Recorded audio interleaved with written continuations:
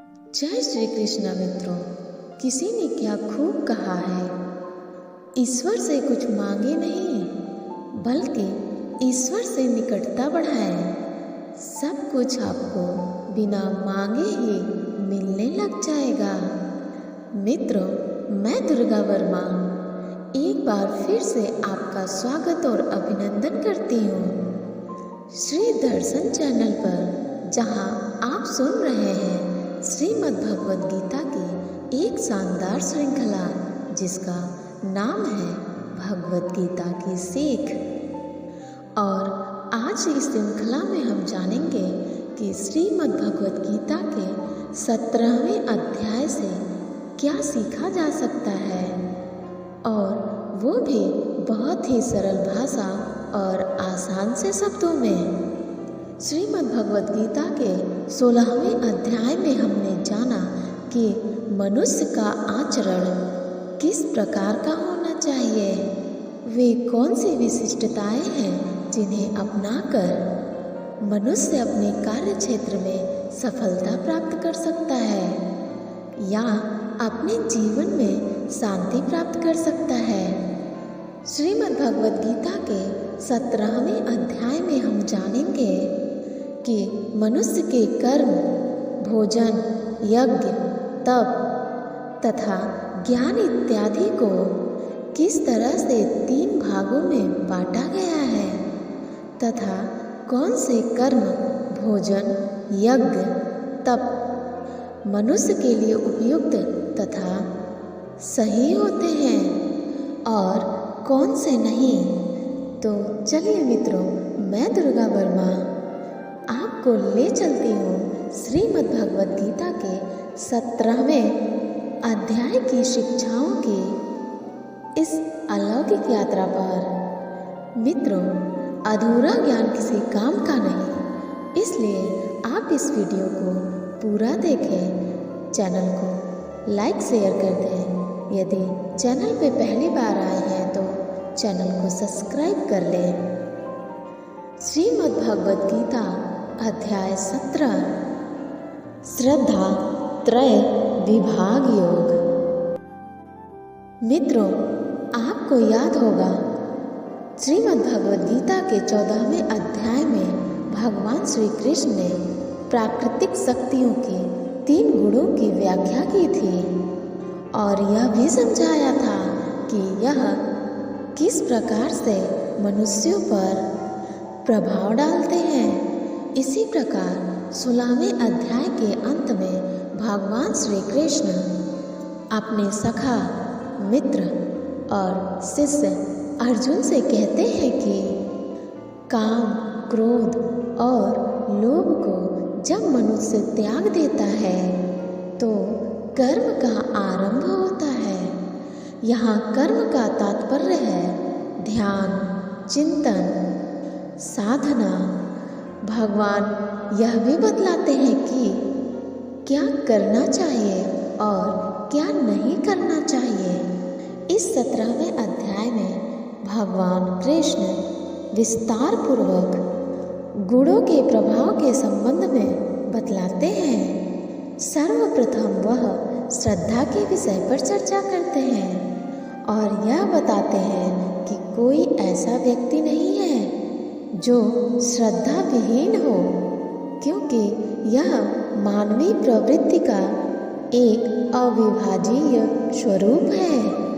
लेकिन मन के प्रकृति के अनुसार व्यक्तियों की श्रद्धा सात्विक, राजसिक और तामसिक गुणों के अनुरूप होती है।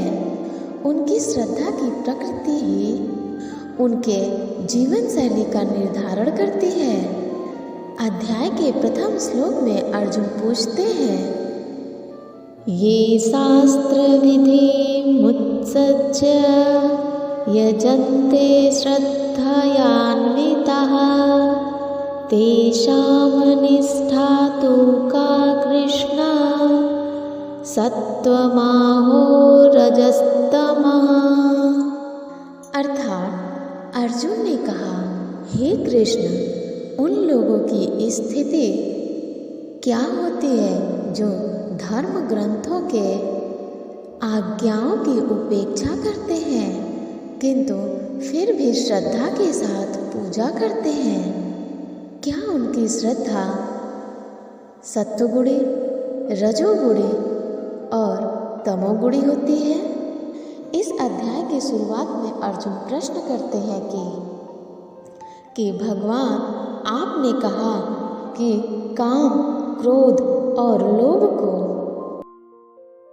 त्यागने पर कर्म शुरू हो जाता है, लेकिन बहुत सारे ऐसे भी लोग हैं जो श्रद्धा तो रखते हैं, किंतु वे शास्त्र विधि का पालन नहीं करते हैं। उनकी कौन सी गति होती है?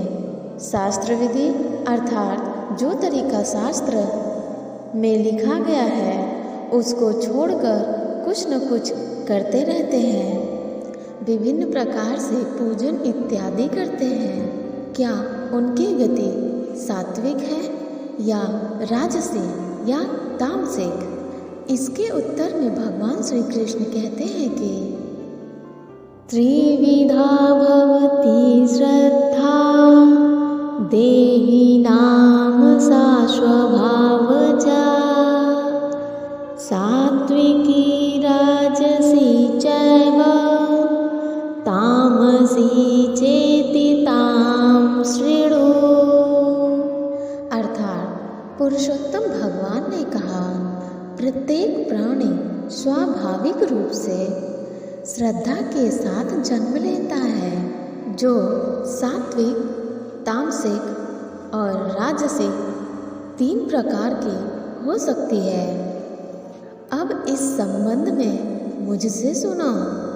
सभी मनुष्यों की श्रद्धा उनके मन के प्रकृति के अनुरूप होती है। सभी लोगों में श्रद्धा होती है, चाहे उनके श्रद्धा की प्रकृति कैसी भी हो। यह वैसी होती है जैसे कि वह वास्तव में है। यहाँ भगवान कहते हैं कि हे अर्जुन, यह जो योग है एक ही क्रिया है, एक ही कर्म है, जिसे आराधना, ध्यान और चिंतन कहा गया है। लेकिन जो अविवेकी होते हैं, जिनका विवेक नष्ट हो चुका है, जिन्होंने अपनी बुद्धि में बहुत सारी भ्रांतियाँ पाल ली हैं, वे अंततः अनंत क्रियाओं का विस्तार करते चले जाते हैं और फिर जो दिखावटी बातें हैं, जो दिखावटी वाणी हैं, उसमें उसे बतलाते भी हैं। उनकी जो बातें हैं वह जिस तक पहुंच जाती है उसकी भी बुद्धि नष्ट हो जाती है। इस प्रकार वो कुछ पाता नहीं है। भगवान श्री कृष्ण यहाँ समझाना चाह रहे हैं कि मनुष्य की आदत से जो श्रद्धा उत्पन्न होती है वह 3 प्रकार की होती है। जैसी जिसकी श्रद्धा होती है, जैसी जिसकी वृत्ति होती है, ऐसा ही वो पुरुष यानी नर नारी हो जाते हैं। सत्व गुण वाले स्वर्ग के देवताओं की पूजा करते हैं। रजोगुण वाले यक्षों तथा राक्षसों की पूजा करते हैं। तमोगुण वाले भूतों और प्रेतात्माओं की पूजा करते हैं। जो मनुष्य शास्त्रों से दूर रहकर भी मन से कठिन निर्णय लेता है और कर्म करता है और कर्म को ही तप मानकर करता है, वह भी इस संसार से मुक्त है। इससे आगे भगवान श्री कृष्ण भोजन को 3 वर्गीयों में श्रेणीकृत करते हैं तथा प्रत्येक भोजन के हमारे स्वास्थ्य पर पड़ने वाले प्रभाव की चर्चा करते हैं। लोग अपने वृत्ति एवं रुचि के अनुसार ही भोजन का भी चयन करते हैं। सत्व गुण की प्रकृति वाले लोग ऐसा भोजन पसंद करते हैं जिससे आयु, सदोगुण, शक्ति, स्वास्थ्य, प्रसन्नता तथा संतोष में वृद्धि होती है। ऐसे खाद्य पदार्थ रसीले, सरस, पौष्टिक तथा प्राकृतिक रूप से स्वादिष्ट होते हैं। अत्यधिक कड़वे, खट्टे, नमकीन, गर्म, तीखे तथा मिर्च युक्त दाहकारी भोजन रजोगुणी व्यक्तियों को प्रिय लगते हैं। ऐसे भोज्य पदार्थों के सेवन से पीड़ा, दुख, रोग उत्पन्न होते हैं।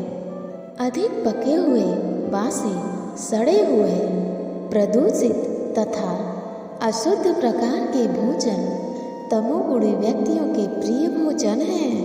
तत्पश्चात वह यज्ञ के विषय पर आते हैं और यह बताते हैं कि कैसे प्रकृति के 3 गुणों में से प्रत्येक में किस प्रकार विभिन्न रूप में यज्ञ संपन्न होता है।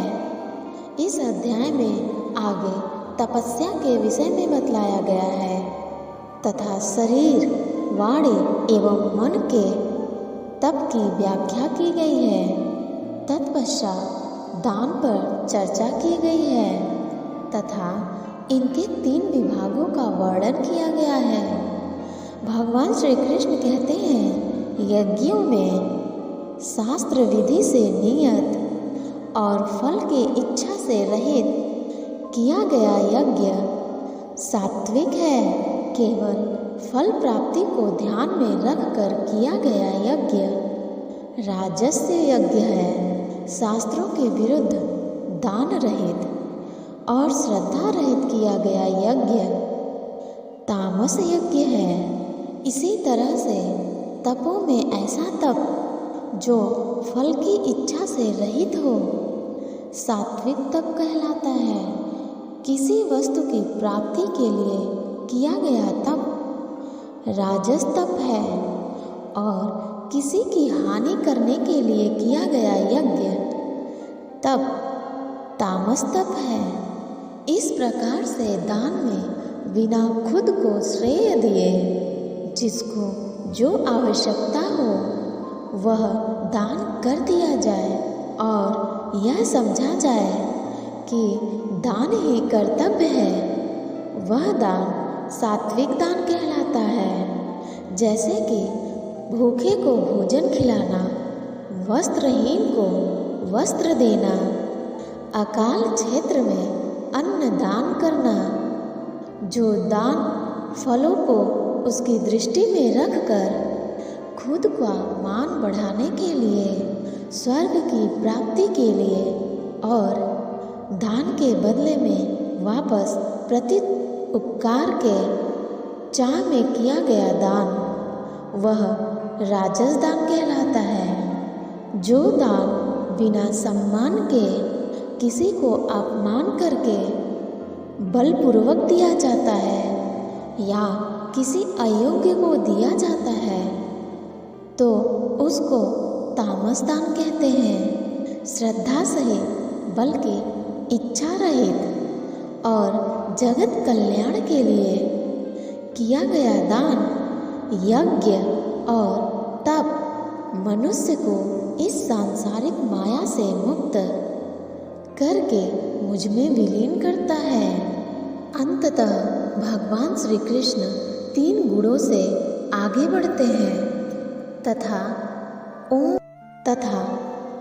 तत्सत शब्द की प्रासंगिकता तथा अर्थ के विषय में प्रकाश डालते हैं, जो परम सत्य के विभिन्न रूपों के प्रतीक हैं। ओम शब्दांश ईश्वर के निराकार स्वरूप की अभिव्यक्ति है। तत्शब्दांश का उच्चारण परम पिता परमात्मा को अर्पित की जाने वाली क्रियाओं तथा वैदिक रीतियों के लिए किया जाता है। सत शब्दांश का तात्पर्य सनातन भगवान तथा धर्माचरण से है। एक साथ प्रयोग करने पर ये अलौकिकता की अवधारणा की ओर ले जाती है। हे प्रथापुत्र, जो भी यज्ञ कर्म या तप बिना श्रद्धा के किए जाते हैं वे असत कहलाते हैं। वे इस लोक और परलोक दोनों में व्यर्थ हो जाते हैं। दोस्तों, इस अध्याय में आपने सुना कि हर कर्म के 3 प्रकार होते हैं और इन कर्मों को करते समय आपके मन में जैसी भावना या जैसा उद्देश्य होता है उसी तरह से आपको फल भी मिलता है। और वो 3 प्रकार हैं सत, रज और तम। सत सबसे अच्छा माना गया है जबकि तम सबसे गिरा हुआ माना गया है। सत का तात्पर्य है आप जो भी कार्य करें उसमें मेहनत करें, उसमें भावनात्मक रूप से एकदम स्थिर होकर बिना उस काम के परिणाम के बारे में सोचे, बिना उस काम को करने का श्रेय लिए, खुद के मन की शुद्धता और संसार का कल्याण करने के लिए करें। लेकिन आज के समय में हम अपने लक्ष्यों अथवा उद्देश्यों के लिए कार्य करते हैं जिनमें हमें मेहनत के अंत में परिणाम चाहिए होता है। भगवान श्री कृष्ण ने कहा है कि हमारे दुखों का और हमारे कार्य बिगड़ने का यही मुख्य कारण है कि हम पहले से ही उसके परिणाम के बारे में सोच कर परेशान रहते हैं। इसलिए मित्रों, आप भी इस सत्य के रास्ते पर रहने की कोशिश करें। साथियों, आशा है आपको श्रीमद् भगवद गीता के 17वें अध्याय की यह सरल व्याख्या जरूर पसंद आई होगी। इस अध्याय से आपने क्या सीखा हमें कमेंट्स करके जरूर बताएं। अगर इस वीडियो में मुझसे कोई भी गलती या त्रुटि रह गई हो तो मैं क्षमा प्रार्थी हूँ। मिलते हैं जल्द ही श्रीमद् भगवद गीता के 18वें और अंतिम अध्याय की ऐसे ही सरल भाषा व आसान से शब्दों की व्याख्या के साथ। तब तक के लिए अपना ध्यान रखें, स्वस्थ रहें, प्रसन्न रहें। जय श्री कृष्ण।